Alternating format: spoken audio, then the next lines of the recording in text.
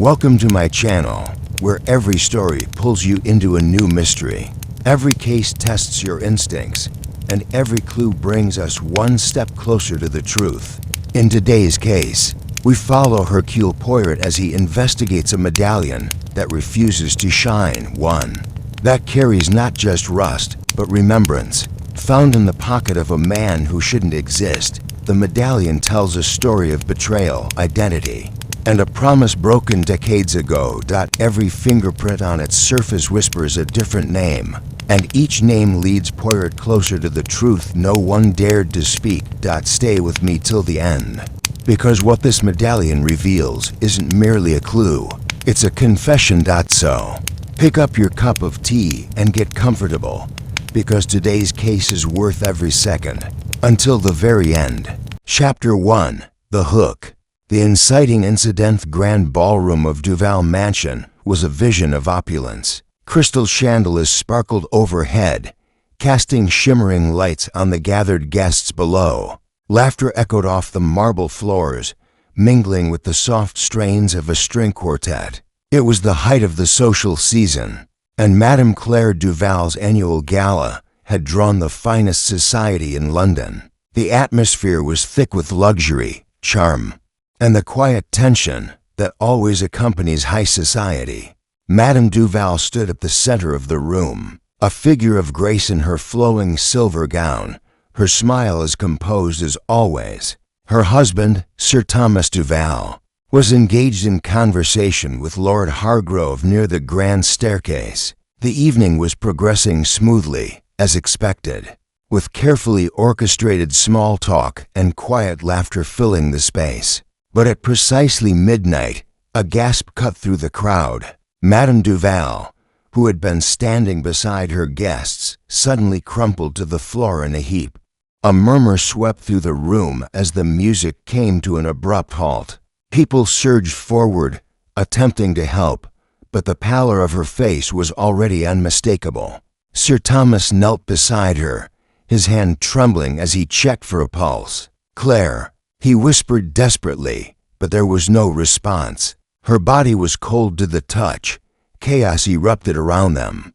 Guests shrieked in disbelief, and the chatter turned to frantic speculation. A moment later, the unmistakable sound of sirens was heard as the authorities arrived. Within minutes, Inspector Fowler had arrived, his sharp gaze immediately sweeping the room. "No one leaves until we have answers," he commanded. The guests, still in shock, reluctantly obeyed, and the police began their preliminary investigation. Amid the confusion, a lone figure stood by the door, observing the scene with the calmest of expressions. Hercule Poirot, the renowned Belgian detective, had been invited to the gala by an old acquaintance, Sir Thomas himself. Poirot's small but commanding figure drew immediate attention. As always, he moved with purpose toward the body, his sharp eyes taking in the scene with a practiced gaze. "Mon ami," Poirot said quietly to Inspector Fowler as he approached, "this is no accident. The lady has been murdered." Fowler turned to him, his skepticism evident. "You're certain, Poirot? It looks like a simple fainting spell." Poirot knelt beside the body, examining the wrist closely. No, my dear friend," he said softly, his eyes narrowing as he spotted something faintly out of place. Madame Duval did not faint. She was poisoned. The room fell silent as Poirot stood, his gaze sweeping the guests. "This is a matter of great importance. The truth lies hidden, and I will find it." Poirot's words hung in the air, and the tension in the room deepened. The gala, which had begun with such elegance and light-heartedness, had now become the scene of a chilling murder. The investigation would begin, but Poirot knew already there were many secrets here, and only one person could untangle them all. The game was afoot. Chapter 2. The first cloister-room had descended into an eerie stillness, the only sound being the rustle of fabric as the officers continued their work. Madame Duval's body was carefully removed, and the guests were ushered into the drawing room, where they were asked to wait. Poirot stood by the doorway, observing the movements of the officers, his eyes sharp with concentration. He hadn't yet spoken to anyone, but his mind was already at work, piecing together the puzzle. Inspector Fowler was deep in conversation with the staff, while Poirot continued his silent vigil.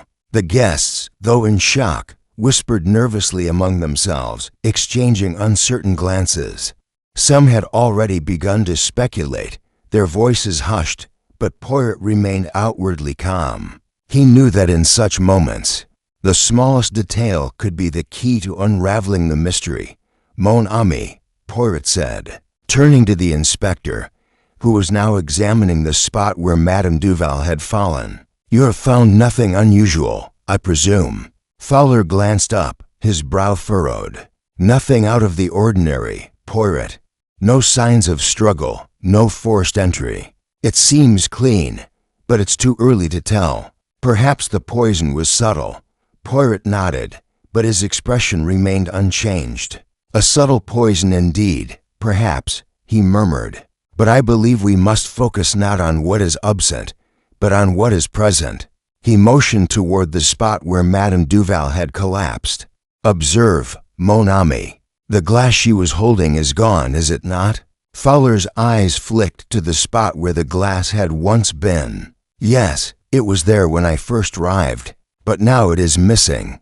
Perhaps one of the guests took it for analysis? Poirot's lips pressed into a thin line. Perhaps, but this is the first clue. There was something in that glass, something that took Madame Duval's life. And it is no accident that it is gone.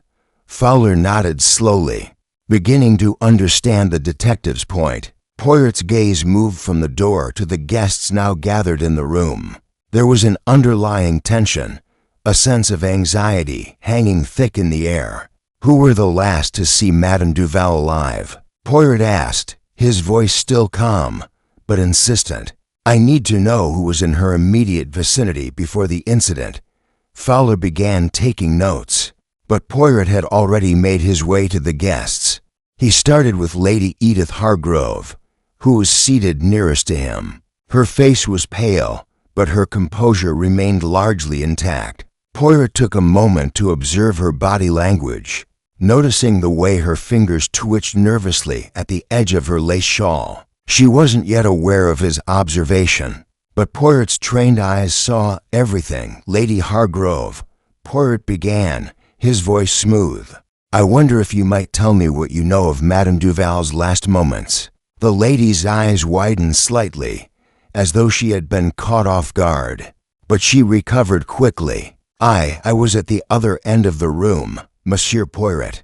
I didn't see anything unusual. The party was lively, and Madame Duval appeared perfectly fine before. Poirot nodded, his expression unreadable. A simple thing, perhaps, he said quietly, but you see, Lady Hargrove, no detail is ever truly insignificant. He moved on to the next guest, Sir Thomas Duval, whose face was etched with grief. Sir Thomas had been standing by the grand staircase when his wife collapsed. His eyes haunted with the shock of the moment.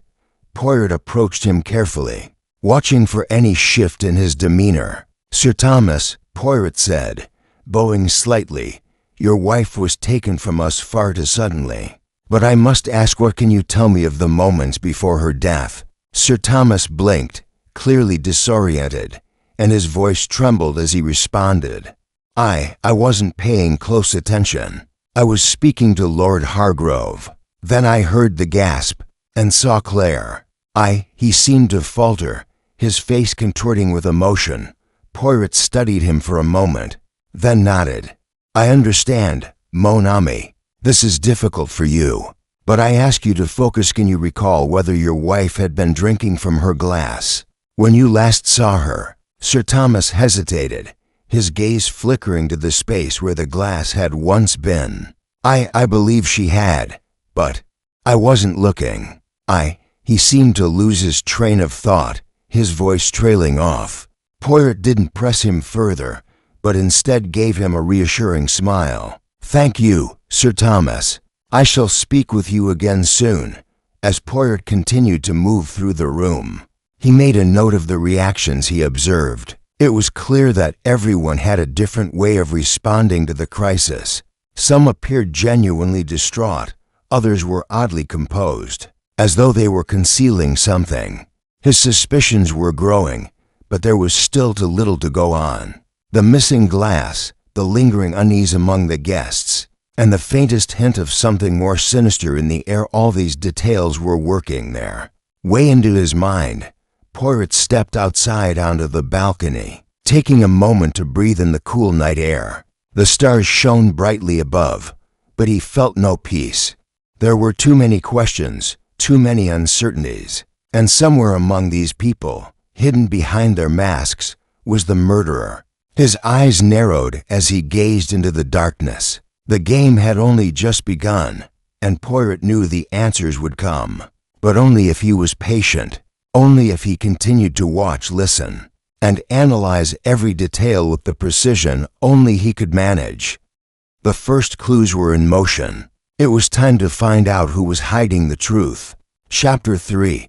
The gathering of suspects. The evening had stretched into an uncomfortable silence. The guests, still gathered in the drawing room, exchanged furtive glances, their unease palpable. Conversations had dwindled, replaced by the soft murmur of whispered speculation. Poirot, now standing near the grand fireplace, surveyed the room with quiet intensity. His gaze flickered across each guest, calculating, observing, and noting the smallest details. Inspector Fowler had already begun gathering the suspects. Though it was clear he was struggling to manage the delicate balance of politeness and authority, Poirot knew the investigation needed to be precise. The truth could not be found in broad gestures or sweeping accusations. It would be in the subtle, quiet moments, the flickers of emotion, the inconspicuous glances that the mystery would unfold. Mon ami, Poirot spoke softly, turning to the inspector. I believe it is time for us to meet our suspects more closely. We must not overlook the smallest details. There is no such thing as coincidence in a crime like this. Fowler nodded, though his mind still seemed clouded by confusion. Right, I suppose we can start with the people closest to Madame Duval. But there's something off about all of this. I can't quite put my finger on it. Poirot's eyes sharpened. The truth lies in the contradictions, mon ami. Everyone hides something, even the most well-spoken, polished guests. I will not overlook any detail. One by one, the guests were summoned for questioning, each of them giving statements that seemed calculated, rehearsed even. Lady Edith Hargrove was the first to step forward, her demeanor as elegant as ever. Her eyes, however, betrayed a flicker of uncertainty that Poirot did not miss. Lady Hargrove. Poirot began with his usual soft yet firm tone. You were one of the last to speak with Madame Duval, yes? Lady Hargrove nodded, her posture perfect, though a trace of discomfort lingered in her voice. Yes, Monsieur Poirot. I spoke to her briefly just before the incident. She hesitated, then added. She seemed in perfect health, as always. A little distracted, perhaps, but that's not unusual for someone of her stature. Poirot leaned in slightly, his eyes narrowing. A little distracted, you say? What was she distracted by, Lady Hargrove? The lady's composure remained, but a momentary hesitation lingered before she answered. It was nothing important, a minor issue with a guest's behavior earlier in the evening. Nothing worth mentioning. Poirot did not press further, but he made a mental note of her reaction. A guest's behavior. Indeed, there were always undercurrents beneath the surface at such events. He shifted his attention to the next guest. Sir Thomas Duval, his face drawn and pale, was called forward next. The grief on his face was genuine, but Poirot knew that appearances could be deceiving. Sir Thomas. Poirot began, his voice measured. You were one of the first to react when Madame Duval collapsed. Can you tell me where you were when she fell? Sir Thomas took a deep breath, his hands trembling ever so slightly. I was speaking to Lord Hargrove by the staircase when I heard the commotion. I turned and saw Claire. on the floor. I rushed to her side immediately. Poirot observed Sir Thomas closely, noting the slight quiver in his voice, but nothing that overtly suggested guilt. However, Poirot knew that grief and guilt were often indistinguishable at first glance. He would need to learn more. Did Madame Duval appear unwell before that moment? Poirot asked. No, she was fine. She was the same as always, polite, charming, as she always is at these functions. Poirot nodded, but he did not fully believe Sir Thomas's assessment. It was too easy, too rehearsed. Poirot could see the cracks beneath the surface, though he could not yet pinpoint the cause. Next, Poirot turned his attention to the other guests in the room, his eyes sweeping across the group. Lady Edith, Sir Thomas, and a few others had already given their accounts, but Poirot felt that there were more layers to uncover. He motioned toward a young woman standing nervously by the window. Vivian, a close acquaintance of the Duvals, though her place in the family's social circle was not immediately clear. Miss Vivian, Poirot said, his voice still calm. You seemed to be deep in thought when I entered the room. What were you thinking of at the time of Madame Duval's death? Vivian flinched, her lips parting slightly in surprise. I wasn't thinking of anything specific, Monsieur Poirot. I was just a bit distracted, I suppose. Distracted?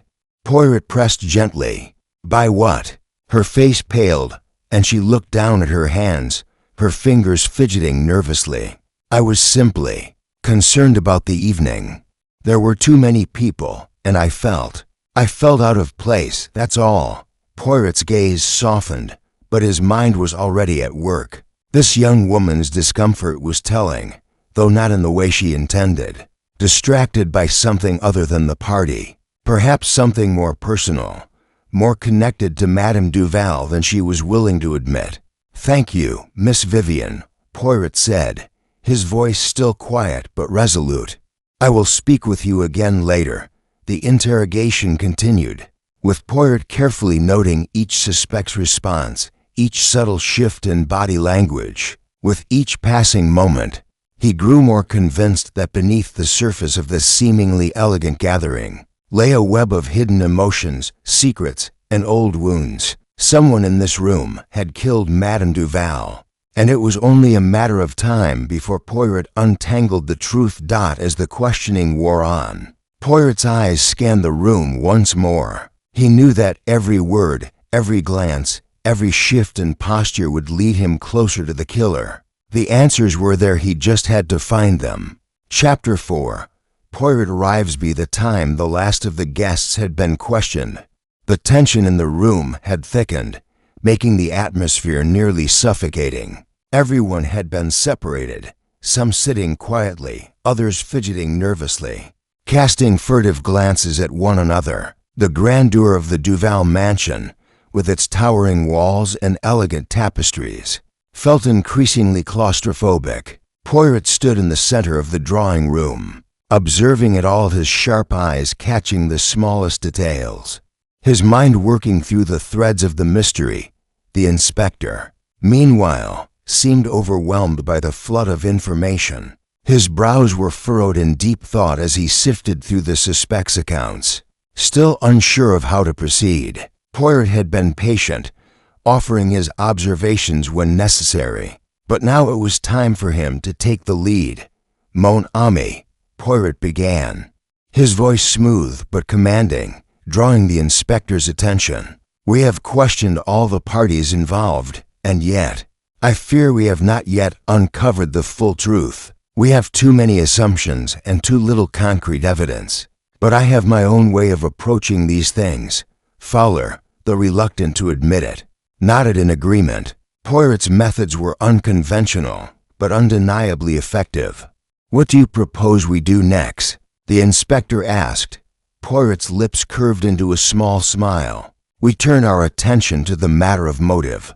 The crime, as you know, is not simply a matter of poison. It is a puzzle whose pieces must fit together, one by one.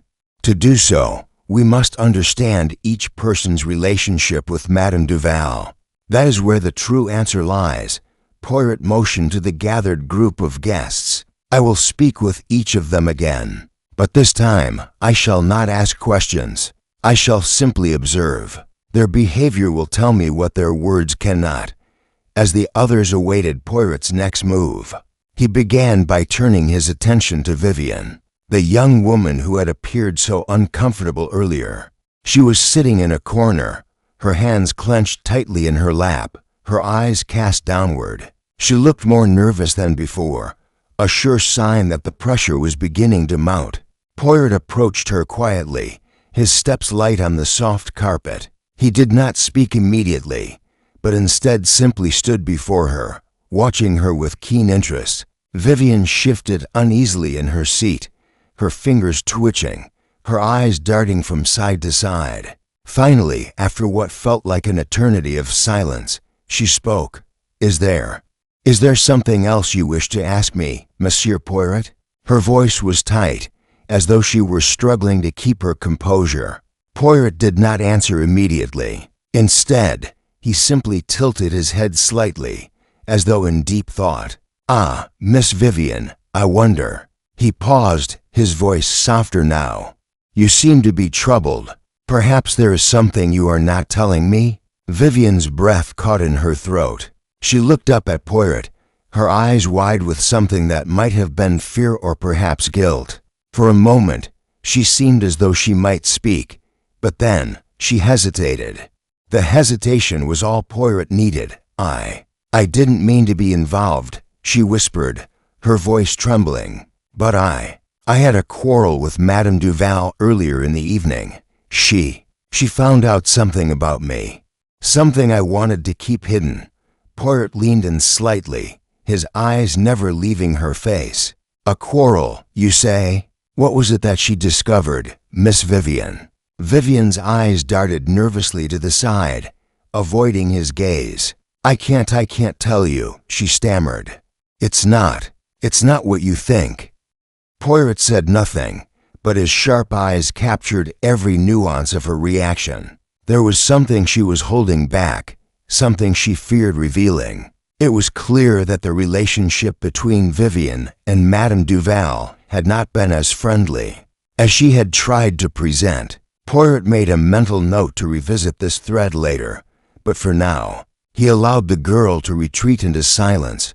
With Vivian now silent, Poirot turned his attention to Lady Edith Hargrove, who was seated nearby, seemingly unaffected by the intensity of the investigation. Her expression was one of practiced calm, but Poirot could see the faintest tightening of her jaw when she noticed his approach. She met his gaze steadily, though there was an air of reluctance in her eyes. "Lady Hargrove," Poirot said with a slight bow, "it seems the night has brought much more than anticipated. Perhaps you might be able to shed some light on what transpired before Madame Duval's untimely demise."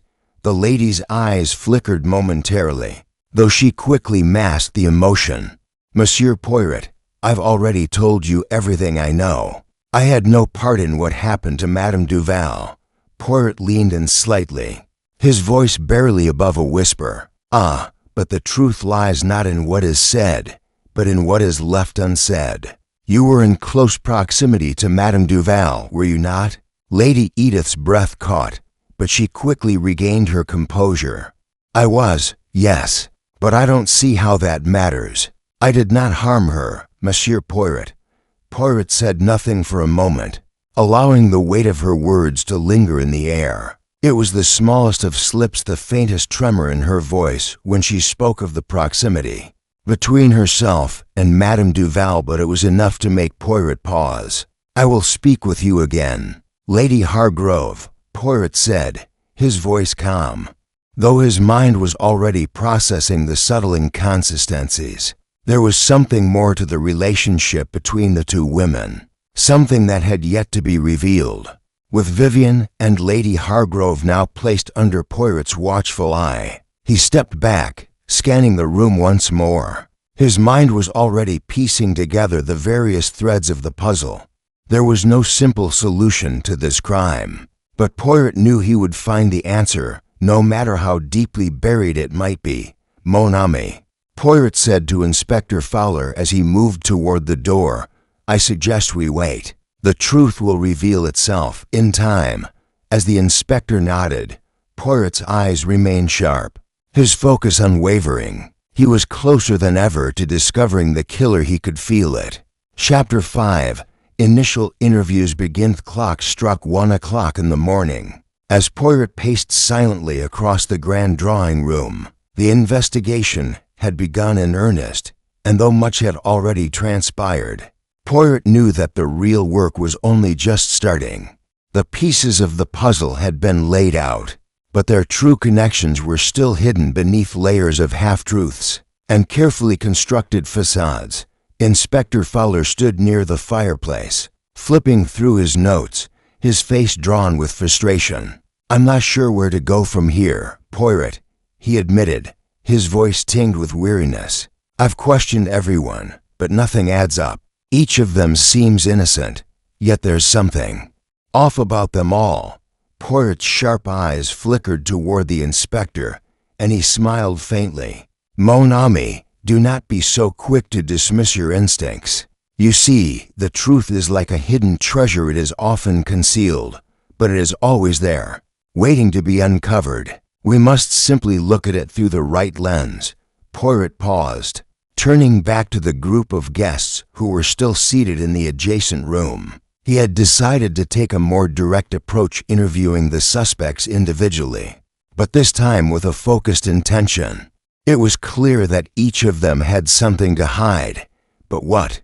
"I will speak with them again," Poirot said, his voice resolute. "But this time, I shall not ask questions.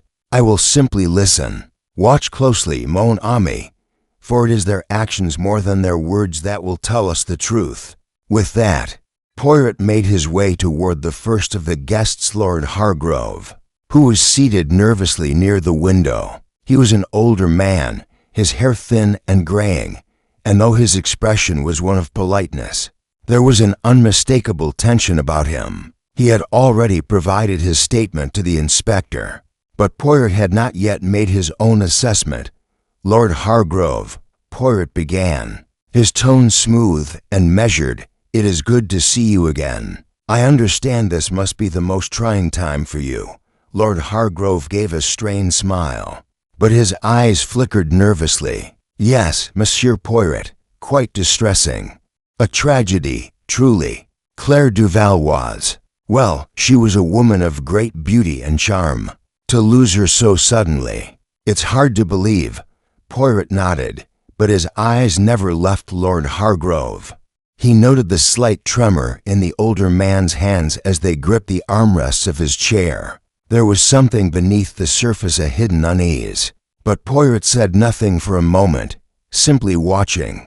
"I was speaking with Sir Thomas when it happened," Lord Hargrove continued, his voice a bit too quick. I didn't notice anything unusual, no signs that Madame Duval was in any distress." "Ah," Poirot said softly, "but you were speaking with Sir Thomas, were you not? Perhaps you did not notice anything unusual because your attention was elsewhere."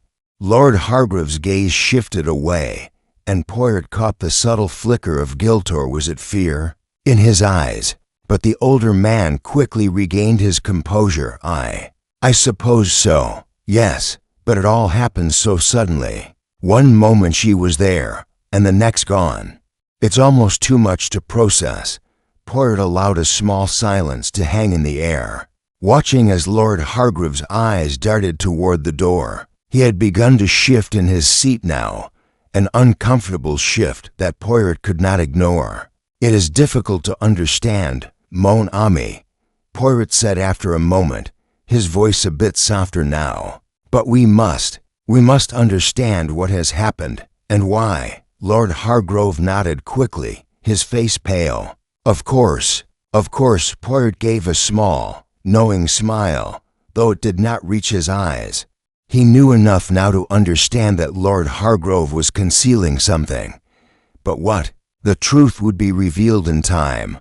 Poirot moved on, not allowing his thoughts to linger too long. He next approached Lady Edith Hargrove, who was sitting quietly, her hands folded neatly in her lap. Unlike the others, her composure was almost unnerving to calm, to controlled.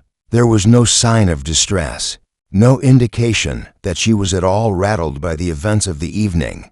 "Lady Hargrove," Poirot said, his voice warm, "you appear to be in good spirits." Considering the circumstances, she looked up at him, her eyes cool and calculating. "Monsieur Poirot, there is no use in becoming overly emotional. We must be strong in moments like these, especially for those around us."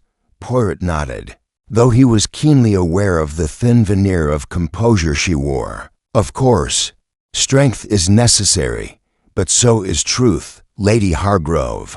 And truth has a way of finding its way out, no matter how well it is hidden." Lady Hargrove's lips tightened, though she did not respond immediately. "What do you want from me, Monsieur Poirot?" Poirot paused, his eyes fixed on hers. "I want nothing, Lady Hargrove. But the truth has a way of revealing itself, does it not? What I need is for you to help me understand what happened here tonight." Her expression remained unmoved, but Poirot could see the smallest shift in her posture. She was uneasy, though she did not want to show it. Poirot pressed no further at that moment, sensing that she was not yet ready to reveal her hand. "I will speak with you again, Lady Hargrove," Poirot said softly, stepping back. With that, Poirot moved on, but his mind was already racing. Each of these suspects had something to hide, of that, he was certain. But what was the connection? The pieces were still scattered, but Poirot could feel them slowly coming together. As the night wore on, Poirot spoke to the others, each conversation revealing small details that would eventually lead to the truth. But it was clear that this was no simple murder. There was a deeper game at play here, and Poirot's mind was already turning, preparing for the next move. The investigation was only beginning, and Poirot knew that the most critical pieces of the puzzle were still hidden, waiting to be found. Chapter 6. First false lead. Night had deepened, and the mansion, though still full of life, seemed cloaked in an air of heavy anticipation. Poirot had completed his rounds, speaking with the guests, carefully observing their reactions. The atmosphere had shifted subtly. The initial shock had been replaced by an underlying tension, as if everyone knew that the murder of Madame Duval was not the random tragedy it appeared to be. Everyone had something to hide, each of them a potential culprit, but Poirot had not yet found the breakthrough he needed. Inspector Fowler, his brow furrowed with confusion, paced near the door. He was trying to make sense of the information they had gathered, but nothing seemed to fit. "Nothing makes sense, Poirot," he muttered, his voice strained with frustration. "The guests all have alibis, and there's no clear motive. Everyone seems to be telling the truth, yet something is off." Poirot watched him for a moment, then nodded. "You see, mon ami, there is always a false lead in such cases. A piece of evidence or a story that seems too perfect to clear. It is designed to lead us astray. We must be careful not to follow it blindly." "False lead?" Fowler asked, intrigued despite himself. "What do you mean?" Poirot's gaze sharpened as he surveyed the room. He had not yet shared his full thoughts with the inspector. He had his suspicions, but it was too early to draw conclusions. Still, a pattern was beginning to form, and he knew that the first misstep, an unaccounted for detail, could shatter everything. "The glass," Poirot said, his voice soft but steady. "It was the first thing to vanish. At the scene, there was no sign of it, and yet Madame Duval must have been holding it when she collapsed. The glass, it is the key, mon ami. But there is something you missed." Fowler raised an eyebrow. "What did I miss?" Poirot did not answer immediately. Instead, he walked over to the small table in the corner of the room, where a few discarded glasses and plates still sat from the earlier festivities. His sharp eyes caught sight of the subtle, almost imperceptible stain on one of the glasses. He picked it up carefully, inspecting it. It was faint, but unmistakable, a smudge of something, perhaps a trace of liquid, still lingering. Poirot turned back to Fowler. You see, my friend, the glass was wiped clean, but it was not cleaned properly. Whoever took it, if they took it, was in a rush, and they were not careful. This is the false lead. Fowler, still trying to piece everything together, frowned. But that doesn't explain why the glass was missing in the first place. Surely it was the poison? Ah, yes, Poirot said, but the poison was not in the glass, mon ami. It was something else entirely. Poirot's mind raced. The glass had been the immediate clue, the first thing that pointed to the poison. But it was not the answer. It was a distraction. Someone had staged it to look like the poison had come from there. But that was not the true method. Poirot's eyes darted over the room, and his gaze fell upon the small silver tray where drinks had been served earlier. The glasses were all there except one. He walked over and picked it up, his fingers lightly brushing the rim. There it was again, the faintest hint of discoloration on the inside. Not much, but enough to be noticed by someone who knew where to look. The glass was not the key. Poirot said, turning back to Fowler, the poison did not come from the drink at all. The culprit used a different method to administer it. Fowler stared at him, then looked back at the tray. So the poison wasn't in the glass, but it could have been in the drink itself or the food. Poirot smiled faintly, but there was no humor in it. Exactly, mon ami. The poison was in the food, not the drink. We must think about what Madame Duval ate and drank during the evening. The two men exchanged a look, and Poirot could see the beginnings of understanding in the inspector's eyes. It had all been carefully orchestrated, the glass, the drink, and the food, all designed to mislead them. The person responsible had set up a perfect, yet false, trail. And now Poirot was starting to see through it. Fowler, Poirot said, his voice sharper now, I need to know what was served at dinner, and I want to speak to the kitchen staff. Fowler blinked, taken aback by the sudden shift in Poirot's focus. What are you thinking, Poirot? Are you suggesting the poison slipped into the food? Poirot's eyes gleamed as he moved toward the door. I am not suggesting it, mon ami. I am certain of it. The poison came from the food, not the drink. Someone in this room, someone close to Madame Duval, wanted her dead, and they were clever enough to make us think it was the glass. But it wasn't. Fowler looked at him for a moment, still processing the implications of Poirot's words. Then, with a nod, he moved to follow the detective. Right, I'll get the kitchen staff together, see what they know. But Poirot, who would want Madame Duval dead? Poirot paused for a moment, his gaze lingering on the faces of the other guests, each one hiding something. He knew the answer was just out of reach, but he would find it. Every person in this room had a motive. It was only a matter of time before the mask slipped and the truth emerged. Everyone, mon ami, everyone has their secrets, Poirot said, turning back to face the inspector. And I intend to find out who killed Madame Duval and why. With that, Poirot walked toward the door, ready to dig deeper into the mystery. The first false lead had been cleared, but the true trail was still to be uncovered. Chapter 7. The Psychological Gamma. Poirot stood at the head of the grand staircase, his sharp eyes scanning the room. The guests had all been gathered, and now he was poised to set the next stage of his investigation in motion. The small, deliberate steps he had taken so far had brought him closer to the truth, but there was still more to uncover. Each person in this room was playing a part, some more convincingly than others. It was time for the next phase of Poirot's strategy, to provoke, to observe, and to let his suspects reveal themselves. Inspector Fowler, still uneasy, watched him carefully. Poirot, are you sure about this? You've already questioned them all, and we're still no closer to the truth. Poirot smiled faintly, his eyes narrowing. Ah, mon ami, it is precisely because we are no closer that we must push further. Sometimes it is not what people say that matters. It is how they say it, and more importantly, what they do not say. Fowler looked skeptical, but nodded. I'll trust you, Poirot. You've been right before. But where do we start? Poirot took a deep breath, his mind already working through the psychological landscape of the room. He could feel the tension between the guests like a taut string waiting to snap. The key to solving this puzzle was in their interactions, in the way they carried themselves when confronted with discomfort, suspicion, and questions. I will begin with Lady Edith Hargrove, Poirot said, turning toward the woman standing near the window, her hands clasped tightly in front of her.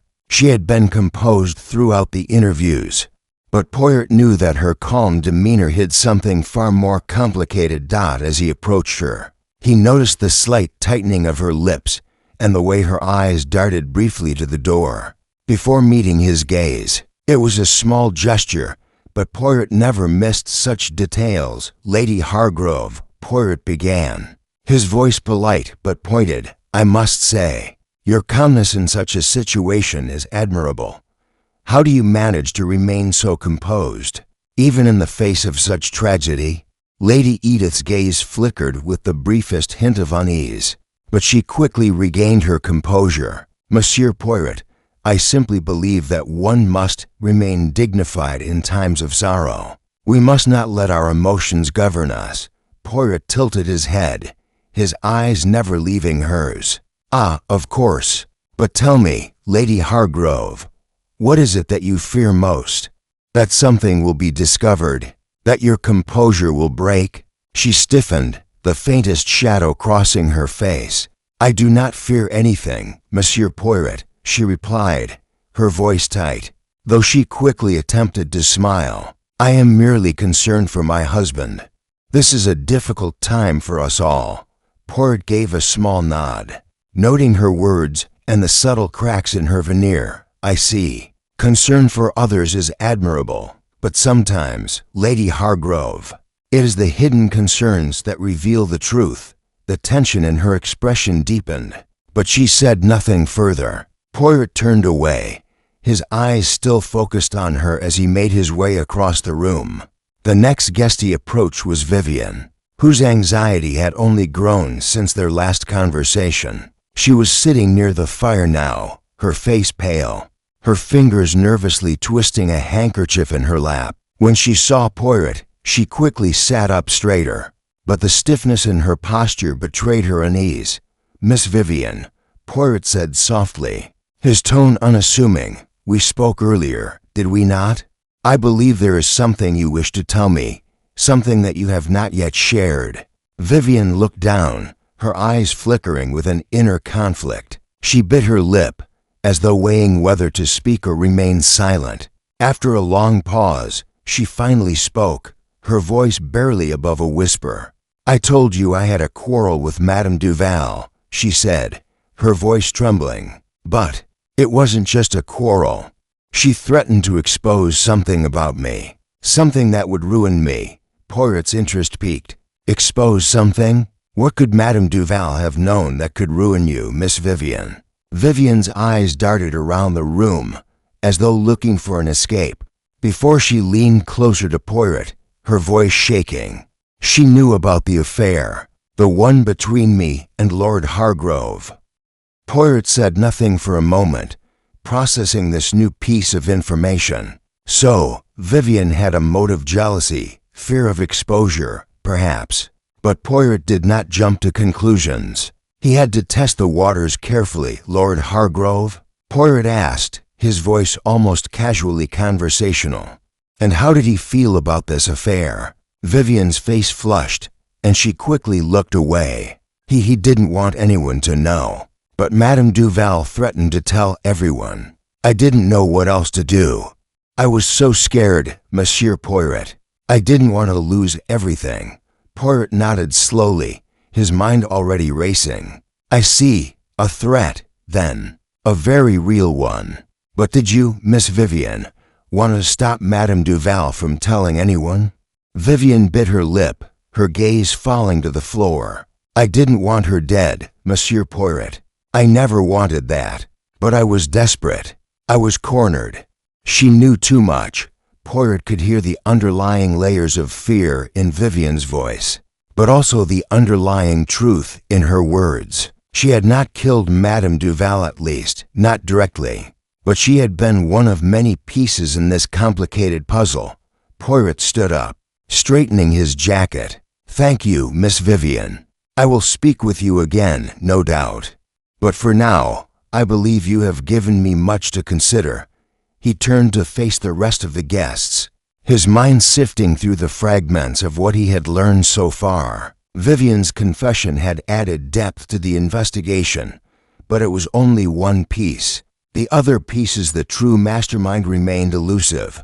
Poirot's gaze shifted toward Sir Thomas Duval, who had been watching from the corner of the room. It was time to confront him. The game was far from over.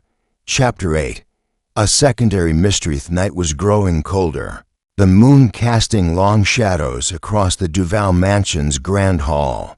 Inside, the tension was palpable as Poirot continued his quiet examination of the guests. The conversations had quieted, the whispers growing fewer as they became more cautious.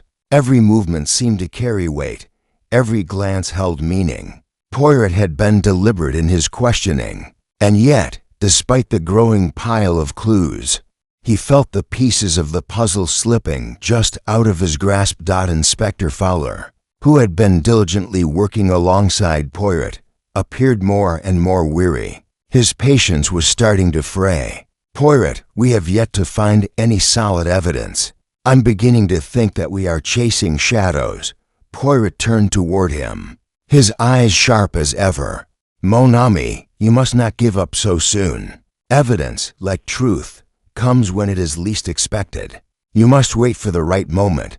Just then, a soft knock echoed from the drawing-room door, followed by the quiet voice of the butler. "Monsieur Poirot, Inspector Fowler, there is something you should see." The two men exchanged a look. Poirot gave a small nod, and they both followed the butler into the room. Inside, the atmosphere was thick with uncertainty. Several of the guests had gathered around, and a few whispered among themselves. Poirot's gaze quickly swept over them.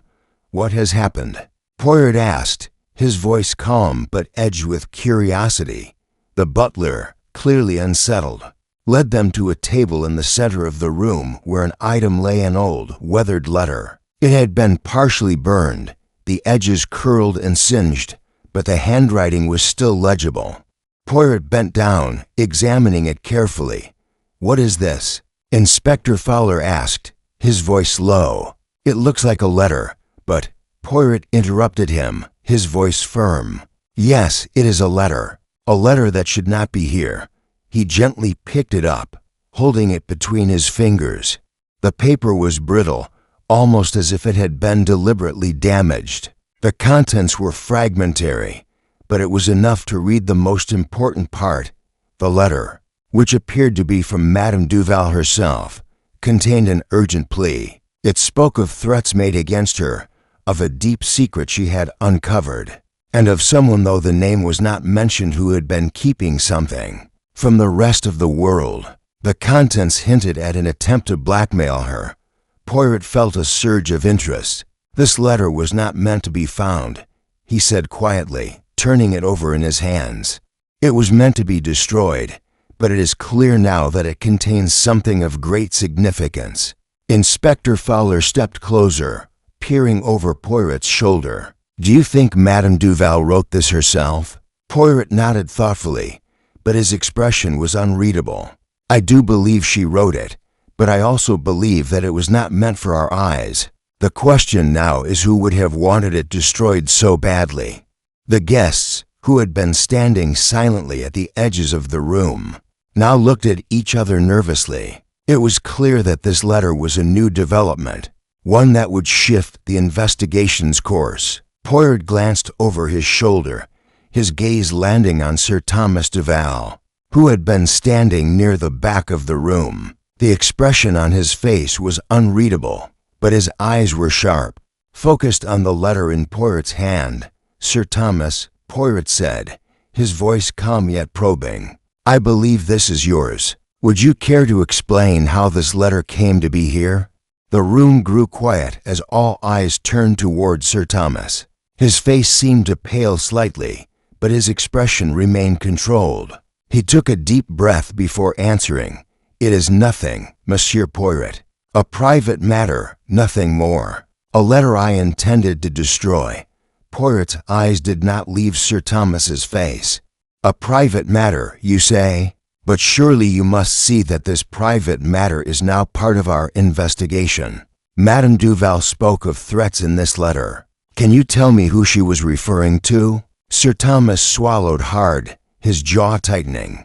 "I have already told you everything I know. I had no idea what she was involved in before her death. It is not for me to speak of." Poirot held the letter up, the edges fluttering slightly in his grip. "And yet, Sir Thomas, you are the one who must explain it. You are the one whose actions are now under scrutiny." The room remained silent, each guest exchanging wary looks. The tension in the air was almost palpable as the truth seemed to grow nearer. Poirot's sharp eyes never wavered from Sir Thomas, though he gave nothing away. "I insist," Poirot continued, "that this letter is central to understanding Madame Duval's death. It holds the key to uncovering the truth, and I shall not stop until I have all the answers." Sir Thomas seemed to retreat further into himself, but his voice was steady. "You are mistaken, Monsieur Poirot. I have nothing to hide." Poirot studied him for a moment, his gaze cold and penetrating. "We shall see, Sir Thomas. We shall see." The detective turned his attention to the rest of the guests, his eyes scanning each one carefully. "But this letter is not the only mystery we have to unravel tonight. It is clear that there are other threads at play here, ones we have not yet uncovered.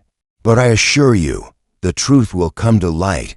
The guests were now visibly anxious, and Poirot could sense that the atmosphere in the room had shifted. The letter, which had been the catalyst for this new line of inquiry, had raised more questions than answers. Who had wanted to silence Madame Duval? And more importantly, why? As Poirot carefully folded the letter and handed it to Fowler, he knew that this was only the beginning. The investigation had taken a new turn, but there were still many more secrets to uncover, and Poirot would stop at nothing to find them. Chapter 9. Hidden Connections. Poirot stood in the center of the room, the letter now safely folded in Fowler's hand, the weight of its contents lingering in the air. The revelation that Madame Duval had been involved in something far more intricate than anyone had imagined was a turning point. As the guests murmured nervously, Poirot knew the moment had come to press further. The web of secrecy was tightening around them, and it was only a matter of time before one of them, perhaps without even realizing it, made a fatal mistake. "I have heard enough for now," Poirot said, his voice carrying across the room with authority. "But there are still questions that must be answered and connections that need to be made." The guests shifted uncomfortably, but Poirot's gaze was already sweeping over the room. He took in each of their faces with the same meticulous care. He always employed dissecting their expressions, their body language, their very presence. Everything about them, no matter how subtle, would reveal the truth in time. Lady Edith Hargrove, still standing near the window, looked poised as ever, but her hands were tightly clasped, betraying the tension that simmered beneath her calm demeanor. Sir Thomas Duval remained at the center of the room, the weight of the investigation pressing down on him, but he offered no new insights. Vivian, the young woman who had confessed to an affair with Lord Hargrove, was sitting near the fireplace again, though her gaze was distant and unfocused. Poirot's mind raced. What if the answers weren't in their statements, but in their connections to one another? What if the key to understanding Madame Duval's death was not in the events surrounding her, but in the hidden ties between the people who surrounded her? He took a step forward, turning to face the inspector. "Fowler, I want you to look closely at the relationships between these people. We have focused on the obvious, the motives tied to the crime, but I believe that there are deeper connections at play here, and I intend to uncover them." Fowler nodded, though he looked slightly bewildered. You want me to investigate their personal histories? Their relationships? Poirot smiled. Precisely, mon ami. Madame Duval was no ordinary woman. She was involved with powerful individuals, both personally and professionally. Look for connections. Look for the links between these people. What secrets could they be hiding from one another? The inspector's gaze lingered on each of the guests, who were now all eyeing each other with increasing suspicion. Poirot knew it was time to introduce a new tactic: the unspoken alliances, the rivalries, the shadows in which secrets were kept. But he also knew he couldn't do it alone. The guests themselves would reveal the truth, one interaction at a time. I will begin with Sir Thomas Duval, Poirot said, his eyes narrowing slightly. We have heard much from him already, but there is more to be found in his actions. Let us watch him closely and observe how he behaves in the presence of others. Poirot moved to stand near Sir Thomas, who had become increasingly restless under the detective's scrutiny. The other guests were watching from the corners of the room, as if unsure of what to expect. Poirot, however, was calm. He had long ago learned the art of waiting for others to reveal themselves through their behavior, and Sir Thomas was no exception. Sir Thomas, Poirot said, his voice light but purposeful. I have been thinking about your wife's death and the letter we found. You spoke of your concern for her, but I wonder, was there something else you did not share with us? Something more that you were protecting? Sir Thomas stiffened, his expression briefly flickering with discomfort before he regained control. Monsieur Poirot, I have already told you everything. There was nothing I could have done. My wife's death was a tragedy, and we are all still processing it.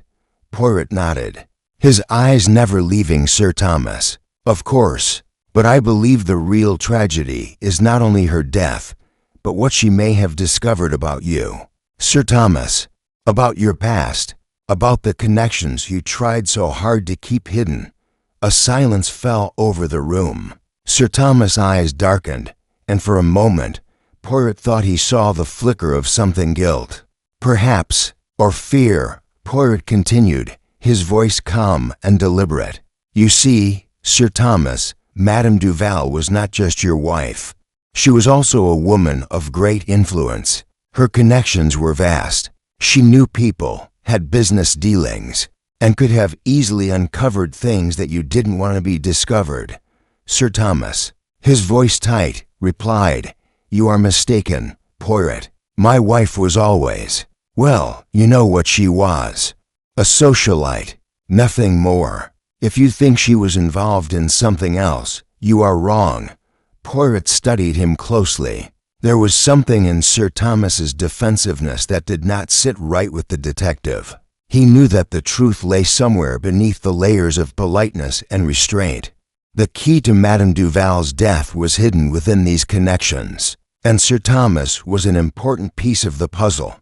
The detective shifted his attention to Lady Edith, who was now standing near the window, watching the interaction closely. Lady Hargrove, Poirot said, turning to her with a slight bow. You and Sir Thomas have been quite close, have you not? Her expression remained composed, but Poirot could see the tightening of her jaw. Monsieur Poirot, I do not see what this has to do with the case, she replied, her voice clipped. Though she did not break her gaze from Sir Thomas, Poirot smiled gently. Ah, but you see, Lady Hargrove, the connections are everything. You and Sir Thomas share a history, do you not? A shared past, perhaps? A history that may be more entangled than you are willing to admit. There was a brief flicker in her eyes, a crack in her otherwise controlled exterior. But she said nothing, her lips pressed tightly together. Poirot knew he was on the right track. The connections were there hidden beneath their poised facades, buried deep within their pasts. Sir Thomas, Lady Edith, Vivian, and the rest, they were all tied together in ways they did not wish to reveal. But Poirot would uncover them. He would expose the hidden relationships, the tangled web of secrets, and bring the truth to light. For now, the pieces were still shifting. But Poirot was certain that he was closer than ever to unraveling the mystery. And soon, the connections between these individuals would form the key to solving the crime. Chapter 10. Poirot's secret clue. Hours passed slowly in the Grand Duval mansion, and yet Poirot felt as though time itself was gathering its forces, closing in on him. The evening had shifted, and the guests' nervous chatter had been replaced with an unsettling quiet. They all knew the eyes of the detective were on them, and though they tried to maintain their composure, something in their actions betrayed their unease. As Poirot moved among them, he began to feel that the answers were within reach. He could almost hear them, like whispers just beyond the edge of his hearing. The letter, the conversation with Sir Thomas, the connections, everything was beginning to form a clearer picture. But there was something missing. The one crucial detail that would turn the entire case on its head. It was there, hidden in plain sight, and only one small inconsistency needed to be addressed to pull the final piece into place. Poirot took a deep breath, his eyes scanning the room once more. The guests were scattered in various corners, speaking in hushed voices, attempting to avoid direct confrontation. But Poirot knew that the silence spoke louder than words. In every tense movement, every sideways glance, he could feel the pressure building. He turned toward Inspector Fowler, who was deep in conversation with the constables by the door. The inspector looked weary, though not disheartened. He had long since trusted Poirot's methods. Yet, he could sense that his companion was waiting for something, some hidden moment that would unravel the mystery they were trying to solve. Poirot approached Fowler, his eyes sharp with anticipation. "Mon ami," he began softly, "I believe it is time to look once more at the glass." Fowler blinked, clearly confused. "The glass, Poirot? We've already checked it. There's nothing there." "No," Poirot said, his voice unwavering. "You see, the glass itself was never the key. What matters is the moment it was used and how it was handled." Fowler stared at him for a moment before nodding slowly. "You're saying someone tampered with it after we found it?" Poirot smiled faintly, his expression betraying his excitement. "Exactly. It was not the drink that killed Madame Duval. It was the timing of the poison. The poison was in the glass, yes, but it was not the glass that killed her. It was what happened afterward." Poirot's words hung in the air, and Fowler looked at him, trying to piece the puzzle together. "But the letter, the contents—" Yes, the letter tells us much," Poirot interjected. "But we must focus on the actions, not just the words. It is in the handling of the glass, in the way it was disposed of, that we find the final clue." He motioned toward the small table where the glasses had been set, carefully placed so that each guest could have their share of the evening's refreshments. Poirot had observed the setup earlier, but now his attention was focused on the one glass that had disappeared. Fowler nodded. "So, you believe someone switched glasses after Madame Duval took hers?" Poirot's eyes gleamed with certainty. "Non, mon ami. I believe someone substituted the glass before she took it. The glass had been prepared. The poison was already in it, waiting for her." A soft gasp escaped Fowler's lips as the realization began to sink in. The glass was poisoned in advance, but who would have known to target her like that? Poirot's gaze lingered on the faces of the remaining guests. Someone who knew Madame Duval very well. Someone who knew exactly how to manipulate the circumstances to make it seem like an accident. Someone who was too close to her to be suspected. Fowler glanced over at Sir Thomas, who was now deep in conversation with Lord Hargrove. Both men had their heads together, speaking in hushed tones. Poirot followed his gaze. "Precisely, mon ami," Poirot said quietly, his tone serious. "But the key is not just in knowing her. It is in knowing how to make everyone else believe it was an accident." Poirot motioned to the assembled guests. "It is time to confront them. The one who did this is among them, and it is only a matter of time before they reveal themselves. But we must be cautious, for we are nearing the heart of the mystery." The next step will be crucial." With that, Poirot moved toward the group, his mind racing. The answers were now within his grasp, yet he knew that revealing too much too soon could scatter the truth, like a fragile glass breaking apart. No, this would require patience, precision, and a calculated approach. As Poirot neared the group, he could feel their eyes upon him. They were all waiting for the next move, unsure of what to expect. But Poirot had already made his decision. The pieces were falling into place, and now it was time to expose the truth, one carefully placed word at a time. He stood in front of them, his eyes sweeping over their faces. "I know what happened to Madame Duval," Poirot said, his voice steady and confident. "But it is not enough simply to know. I must show you." The tension in the room thickened, the guests shifting uneasily. Poirot's words hung in the air, heavy with the weight of the revelation that was about to come. The truth was no longer far away, it was within reach, and Poirot would not rest until it was laid bare for all to see. Chapter 11. Tensions. Tension in the room was palpable. Poirot had made his declaration, and now all eyes were on him. The guests shifted uncomfortably, their nervous energy filling the once grand ballroom. Every suspect, every person in the room had something to hide, and Poirot had just drawn the proverbial line in the sand. The time for polite conversation and subtle hints was over. Now, the truth would come into focus. Inspector Fowler stood at the edge of the group, his brow furrowed as he glanced between Poirot and the others. He knew Poirot was on the right track, but something about the room's atmosphere felt like it was on the verge of breaking. He stepped forward, his voice carrying a sense of authority that wasn't entirely present before. "Poirot, you've said you know what happened. Then tell us who killed Madame Duval." The room fell silent, the question hanging in the air like a sword poised to strike. Poirot's eyes lingered on the group, observing each of them carefully, almost calculatingly. He knew they were all waiting for his next move, for the truth to be revealed in a way that none of them would expect. But he was not in a hurry. There was no need for haste. The answers would come, but they had to come at the right time. "I shall tell you," Poirot said at last, his voice low and deliberate. "But first, I must ask you a question." The guests exchanged wary glances, but Poirot's calm demeanor had a way of cutting through their unease. They had come to expect the unexpected from him, and now was no different. "Do you know, my friends," Poirot continued, "what it is that makes a perfect deception?" There was a pause, no one daring to speak, though some shifted uncomfortably.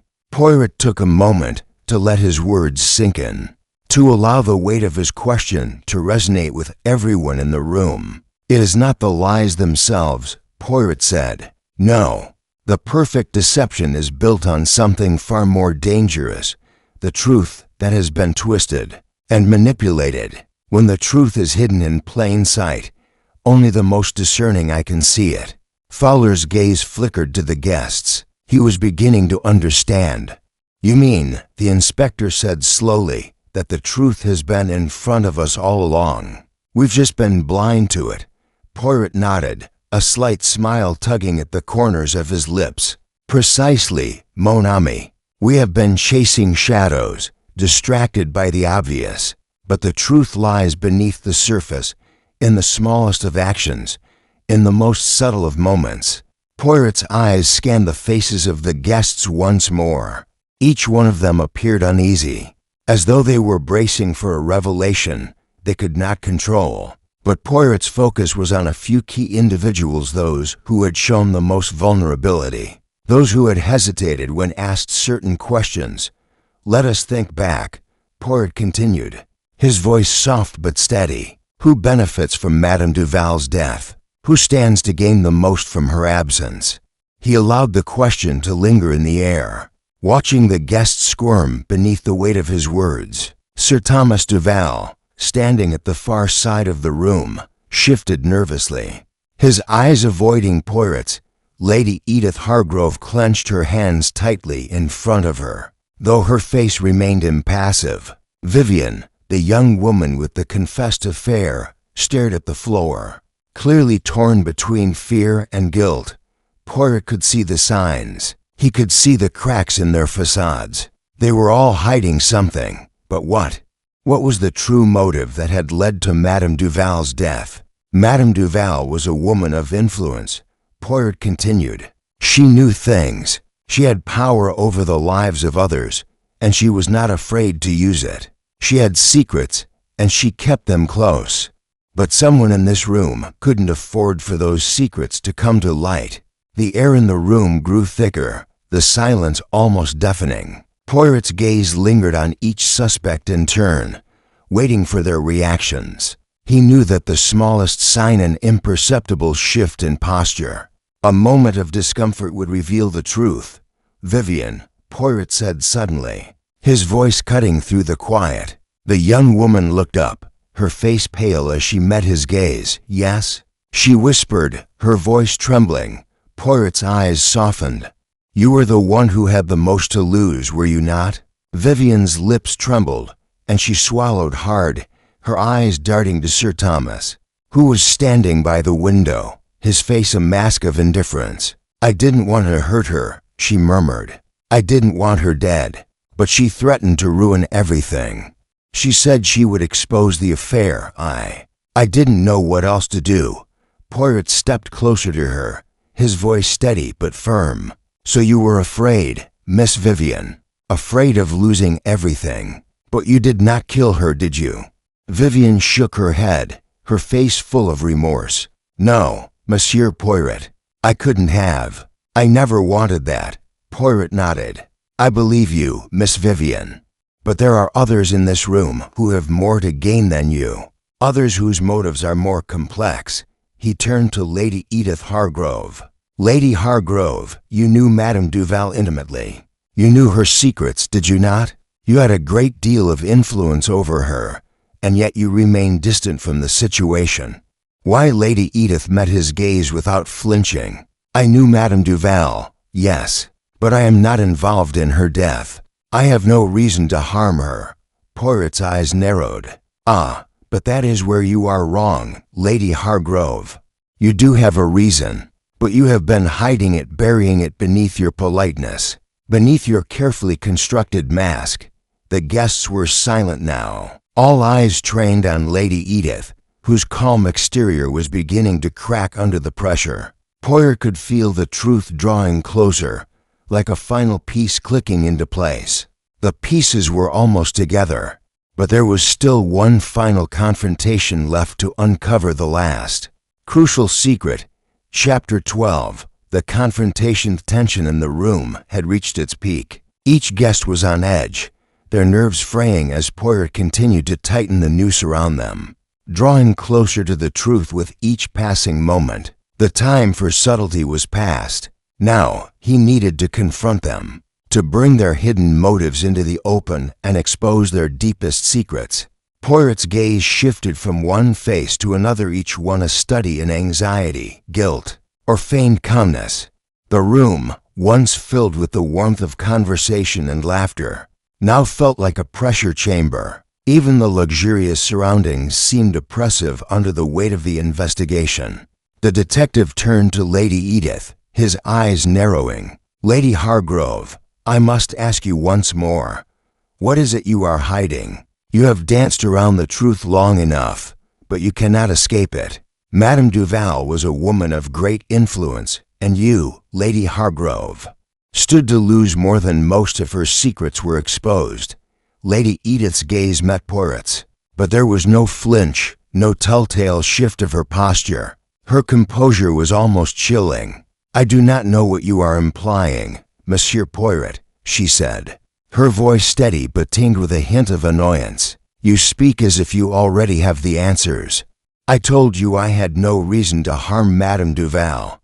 Poirot stepped closer, his voice lowering. "Ah, but that is precisely where you are wrong, Lady Hargrove. You had everything to lose. You had a relationship with Sir Thomas, did you not? And Madame Duval knew of it, didn't she?" Lady Edith's expression remained unchanged, but Poirot caught the slight tremor in her hand. The way she clasped it behind her back. Madame Duval's relationship with Sir Thomas was none of my concern, she replied coolly. But Poirot could hear the lie in her words. Poirot did not back down. He had come too far to let the subtle manipulations of this woman cloud his judgment. I beg to differ, Lady Hargrove. You see, Madame Duval held the power to destroy you and your reputation with a single word. She knew of your secrets, your affair with Sir Thomas, and that, mon ami, is what sealed her fate. For the first time, Lady Edith's expression faltered. Her eyes briefly flickered toward Sir Thomas, who was still standing by the window, seemingly lost in his own thoughts. Poirot could see it now, the slightest crack in Lady Edith's armor. She had more to hide than she was letting on. I did not harm her, Lady Edith finally whispered, though the uncertainty in her voice betrayed her. But I was afraid of what she might do, afraid of losing everything. Poirot stepped back, his eyes never leaving her. Afraid, that is the truth, Nest's pause. You were afraid, and that fear drove you to desperation. But you did not act alone. No, someone else had a hand in this. The guests shifted nervously, and Poirot turned his gaze toward Sir Thomas. He had been quiet throughout this exchange, his face a mask of stoic grief. But Poirot had seen enough. The pieces were finally falling into place. Sir Thomas, Poirot said, his voice calm but insistent. You and Lady Edith, you were both involved. But there is more. You were not the only one with a motive. Someone else, someone with far more to gain, pushed this along. Sir Thomas straightened slightly, his face stiffening. I have already told you, Monsieur Poirot, that I am innocent. I had nothing to do with my wife's death. Poirot didn't flinch. But Sir Thomas, I believe you were more involved than you admit. You had everything to gain from Madame Duval's death. Her death freed you from a woman who held sway over your future. But it wasn't just your freedom at stake, was it? No, it was your future, your reputation, your wealth. Sir Thomas' gaze shifted toward the floor, and for the first time, Poirot saw something other than controlled grief in his eyes. It was guilt. It was the flicker of fear that betrayed him. You're wrong, Poirot, Sir Thomas said, his voice low and trembling. You don't understand, Claire. She was my wife. I loved her. I never wanted this. Poirot raised an eyebrow, his voice cutting through the tension. But you did want something, Sir Thomas. You wanted to keep your secrets safe, didn't you? The affair with Lady Edith, blackmail, the power struggles. Madame Duval knew far too much about all of you. Fowler stepped forward. His eyes locked on Sir Thomas. So it was you. You killed her to keep everything from falling apart? Sir Thomas recoiled at the accusation, but Poirot wasn't finished. It was not just Sir Thomas, you see, Poirot said, turning back to the group. The true murderer is someone who took advantage of the situation, someone who used your fear, your desperation, to their own advantage. The room was still. Every guest seemed frozen in place, but Poirot could feel the shift in the air. He had said it, the truth was finally coming to light. Vivian, Poirot said softly, his eyes locking on the young woman who had confessed the affair. You thought you could remain innocent, didn't you? But the truth is, you were the one who pushed Madame Duval to act. You feared exposure, and so you made a choice, a dangerous choice. You couldn't allow her to destroy everything, could you? Vivian looked up at Poirot, her face pale and stricken with horror. Her lips trembled as she spoke. I never meant for anyone to die. I didn't want this. Poirot's voice was calm but firm. But you pushed her toward her death. Your actions, your fear set everything in motion. The room held its breath as the truth began to settle. The pieces of the puzzle were coming together, and Poirot knew, beyond a shadow of a doubt, that he had uncovered the heart of the mystery. But the final confrontation was still ahead. There was still much to be revealed. Chapter 13. A desperate attempt to escape. Heath revelation hung heavy in the air, and for a brief moment, The room was filled with a tense silence.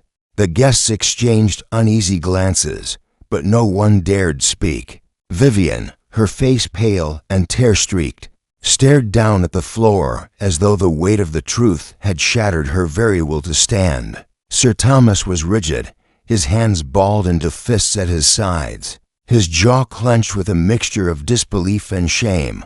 Poirot's sharp gaze moved across the room, his eyes carefully assessing each individual. The atmosphere was charged now. The carefully constructed facades that had once masked their true intentions, slowly beginning to crumble. The truth was out, but there was still much to be untangled. Vivian, the young woman who had feared exposure, had unwittingly become part of a much larger plan. She had acted out of desperation, but the poison that had killed Madame Duval had not come solely from her fear. There were others here who had played their part in the web of deceit, some more deliberately than others.